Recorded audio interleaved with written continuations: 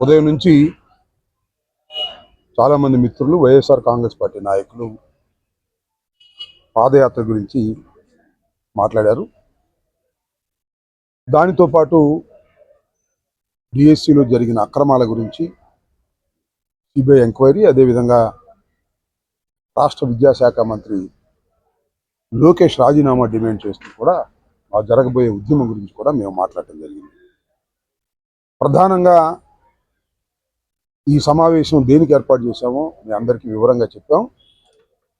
ఈ డిఎస్సి దాని మీద ఉద్యమ బాట పట్టేందుకు ఒక షెడ్యూల్ ఇవ్వటం వలన 10వ తారీఖు వరకు కూడా ఆ కార్యక్రమంలో ఉండటం వల్ల 7-8 తారీఖుల్లో జరిగేటటువంటి పాదయాత్రను, వెనుక పాదయాత్రను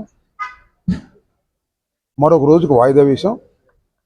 ఆ వాయిదా వేసినటువంటి డేట్స్ కూడా 10వ తారీఖు తర్వాత, ఆగస్టు 15 తర్వాత నేను అనౌన్స్ చేస్తాను. మా హైకమాండ్తో మాట్లాడి దానికి అందరూ సహకరించవలసిందిగా కోరుతున్నాను.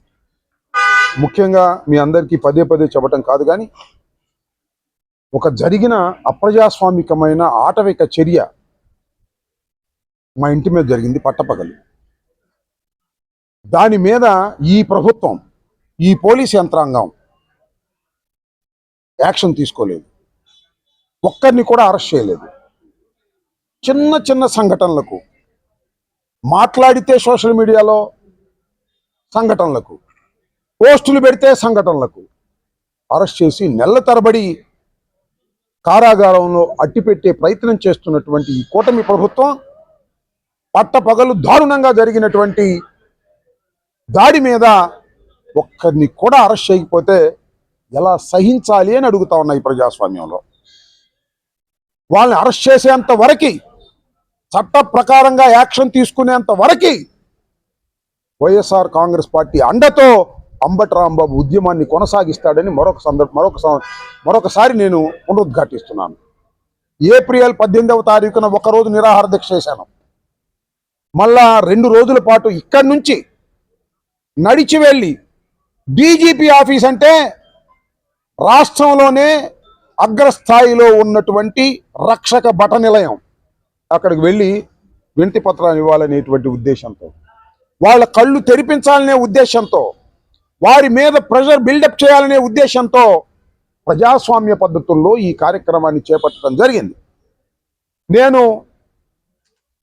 చాలా స్పష్టంగా చెప్తున్నా, నా ఇంటి మీద దాడి చేసి అవమానపరచటమే కాదు, ప్రాణాపాయ స్థితికి కూడా నా కుటుంబాన్ని తీసుకువెళ్ళింది తెలుగుదేశం నాయకులు, కార్యకర్తలు.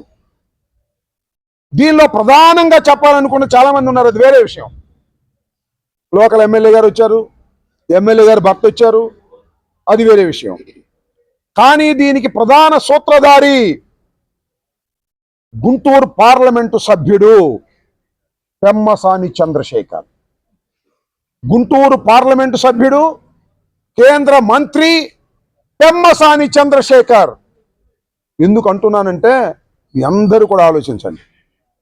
కొన్ని గంటల్లో నా ఇంటి మీద దాడి జరిగిద్దని సందర్భంలో కేంద్ర మంత్రి పెమ్మసాని చంద్రశేఖర్ మీడియాతో ఏం మాట్లాడాడు? 24 గంటల్లో అంబటి రాంబాబుకు సినిమా చూపిస్తాను అని చెప్పాడంటే కుట్రకు అక్కడే కదా ఆజ్యం పడింది. ఆయన అన్న తర్వాత మీటింగులు వేసుకొని నా ఇంటి మీద దాడి చేశారు. ఎలా తప్పుకుంటావు పెమ్మసాని చంద్రశేఖర్ గారు? మీరు గౌరవనీయ కేంద్ర మంత్రి గారు, గౌరవనీయమైన పార్లమెంటు సభ్యులు గారు, బాగా క్యాష్ ఉంటే తప్పుకుంటారు అనుకుంటున్నారా? అమెరికాలో 1000 కోట్లు సంపాదిస్తే తప్పించుకుంటానంటారా? నాకు మీరు సినిమా చూపించారు. మీకు భారతదేశంలో చట్టాలు ఎలా ఉంటాయో చూపిస్తా రాబోయే కాలంలో. గుర్తుపెట్టుకో పెమ్మసాని చంద్రశేఖర్, నువ్వు అమెరికాలో ఉండొచ్చు, అమెరికాలో లక్షల కోట్లు సంపాదించవచ్చు, ఇక్కడికి వచ్చి డబ్బు ఉపయోగించి పార్లమెంటు సభ్యుడు కావచ్చు, ఇక్కడ డబ్బు ఉపయోగించి కేంద్ర మంత్రి కావచ్చు. కానీ చట్టం, భారతదేశంలో చట్టం ఎంత పదునైందో నువ్వు ధనికుడు అయినా, మంత్రి అయినా, చంద్రబాబుకు సన్నిహితమైన అమెరికాలో నివసిస్తున్న చట్టం పదునేంటో రాబోయే కాలంలో పెమ్మసాని చంద్రశేఖర్ నీకు చూపించి తీరుతామని కూడా ఈ సందర్భంగా చెప్పదలుచుకున్న. వదిలే ప్రశ్నే లేదు. ఏదో చిన్న చిన్న వాళ్ళతో డబ్బులు ఇప్పించిన మీద అవి కేకలు వేపిస్తావు, వేపించుకో, ఐ డోంట్ కేర్. కానీ జరిగింది అన్యాయం. పెమ్మసాని చంద్రశేఖర్ సినిమా చూపిస్తానన్నావు, దాడి చేశావు, కార్లు పగలగొట్టించావు, ఫర్నిచర్ పగలగొట్టించావు, నా కుటుంబ సభ్యుల్ని అవమానపరిచావు, నాతో పాటు ఉన్నటువంటి మహిళల్ని అవమానపరిచావు, పెట్రోల్ బాంబులు వేశారు. ఇంత దారుణం ఎవరు చేయరు, నువ్వు తప్ప. ఎందుకంటే నీకు ధన బలం ఉందనే గర్వం, అధికారం ఉందనే గర్వం, ఈగోయిస్టిక్ గా నువ్వు చేశావు తప్ప ఎవరు చేయరు. చాలా మంది వ్యతిరేకించారు, నీ వాళ్ళే వ్యతిరేకించారు తప్పు అని. అయినా కూడా ధన మదంతో, అధికార మదంతో నువ్వు చలాయించిన చెలగాటాన్ని ఖచ్చితంగా దీనికి చూపిస్తాం. చట్టం అంటే ఎంత పదునైందో భారతదేశంలో, అమెరికాలో ఉండి మర్చిపోయావు నువ్వు.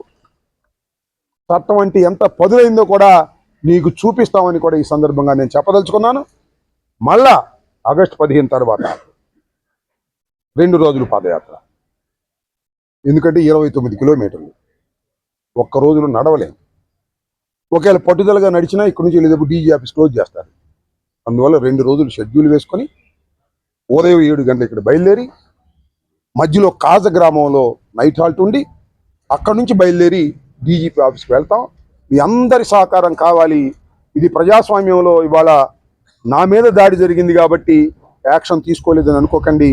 ఎవరి మీద జరిగినా ధనవంతులు, అధికారంలో ఉన్న వాళ్ళు మేనేజ్ చేస్తారు కాబట్టి ఆ మేనేజ్మెంట్కి వ్యతిరేకంగా ఉద్యమం చేసి దీన్ని న్యాయస్థానాల వైపు, పోలీసుల వైపు తీసుకెళ్లి న్యాయం జరిగే విధంగా ఫైట్ చేస్తున్నటువంటి నాకు నా వ్యక్తిగతమైన సమస్యగా భావించొద్దు.